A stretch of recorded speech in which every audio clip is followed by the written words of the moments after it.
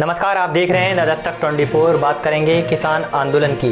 जैसा कि आप सभी जानते हैं कि किसान देश के असंतुष्ट हैं और लगातार कई दिनों से प्रदर्शन कर रहे हैं।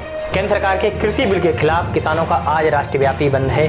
किसानों ने भारत बंद को कांग्रेस समेत 24 पार्टियों ने समर्थन दिया है।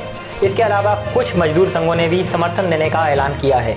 किसानों का बंद सुबह 11 बजे से दोपहर 3 बजे तक चलेगा। इस दौरान व्यापारिक संस्थान भी बंद रहेंगे। हालांकि जरूरी सेवाओं जैसे एम्बुलेंस सर्विस को बंद से अलग रखा गया है। सरकार को बंद से पहले थोड़ी राहत जरूर मिली है।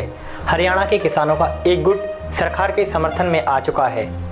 किसान नेताओं ने कहा है कि किसी को भी बंद में शामिल होने के लिए बाध्य नहीं किया जाएगा। लगभग सभी विपक्षी दलों द्वारा भारत बंद को समर्थन देने और कई संगठनों के किसानों के समर्थन में समानांतर प्रदर्शन करने की घोषणा के बाद केंद्र ने परामर्श जारी करते हुए सभी राज्यों और केंद्र शासित प्रदेशों को सुरक्षा बढ़ाने और शांति सुनिश्चित करने के निर्देश दिए हैं। सभी से सांकेतिक बंद में शामिल होने की अपील करते हुए किसान नेताओं ने कहा है कि अपने प्रदर्शन के तहत सुबह 11 बजे से दोपहर 3 बजे तक भी चक्का जाम करेंगे। इस दौरान प्रमुख सड़कों को जाम किया जाएगा। प्रदर्शन के तहत उत्तरी राज्यों खासकर पंजाब, हरियाणा, उत्तर प्रदेश और दिल्ली के किसान सड़कों पर उतरे हैं। किसान नेता राकेश टिकैत ने कहा है कि हमारा बंद राजनीतिक दलों के बंद से अलग है। यह विचारधारा के कारण 4 घंटे का सांकेतिक बंद है। हम चाहते हैं कि आम आदमी को कोई परेशानी ना हो। हम उनसे इस अवधि के दौरान यात्रा न करने की अपील करते हैं। उन्होंने कहा है कि हम दुकानदारों से भी इस अवधि के दौरान अपनी दुकानें और प्रतिष्ठान बंद करने का अनुरोध कर रहे हैं। भारतीय किसान एकता संगठन के अध्यक्ष जगदीश सिंह दल्लेवाला ने किसानों से शांति बनाकर रखने और बंद लागू करने के लिए किसी से नहीं झगड़ने की अपील की है। उन्होंने कहा कि बंद के दौरान आपातकालीन सेवाओं को छूट रहेगी। नेताओं ने दावा किया है कि बंद पूरे देश में प्रभावी होगा। किसान नेता बलबीर सिंह राजेवाल ने कहा, मोदी सरकार को हमारी मांगों को स्वीकार करना होगा। हम नए कृषि कानूनों को वापस लेने से कम किसी चीज़ में नहीं मानेंगे। केंद्र और किसान संघ बंद एक दिन बाद छठे दौर की वार्ता करेंगे, क्योंकि पूर्व में बातचीत हुई जिसमें गतिरोध बरकरार रहा था। विपक्षी दलों पर निशाना साधते हुए भारतीय जनता पार्टी ने उन पर शर्मनाक दोहरे मापदंड का आरोप लगाते हुए दावा किया कि उनमें से कई नेता सत्ता में रहने के दौरान उन सुधारों का समर्थन करते रहे हैं या संसद में उनका समर्थन किया था। भाजपा के वरिष्ठ नेता और केंद्रीय मंत्री रविशंकर प्रसाद ने कहा है कि अपना अस्तित्व बचाने के लिए भाजपा के विरोधी दल किसानों के प्रदर्शन में कूद पड़े हैं, जबकि विभिन्न चुनावों में देश की जनता उन्हें बार बार खारिज करती आ रही है। रविशंकर प्रसाद ने आरोप यह भी लगाया है कि किसानों का एक वर्ग निज स्वार्थ वाले कुछ लोगों के चंगुल में फंस चुका है और सुधारों को लेकर उनके बीच फैलाए गए भ्रम को दूर करने पर काम हो रहा है। भाजपा नेता ने राजनीतिक दलों को अपने प्रदर्शन से नहीं जुड़ने देने के लिए कृषक संघों की सराहना भी की है।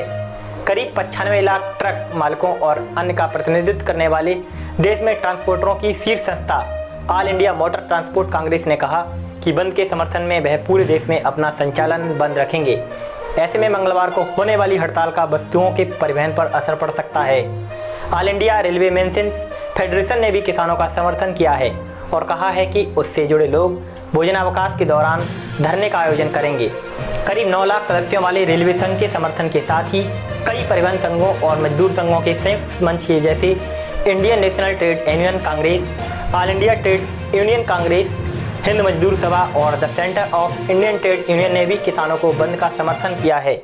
कारोबारी संगठन CAIT और all India transporters welfare association ने भी कहा है कि दिल्ली समेत देश भर में बाजार खुले रहेंगे और परिवहन सेवाओं का संचालन भी जारी रहेगा।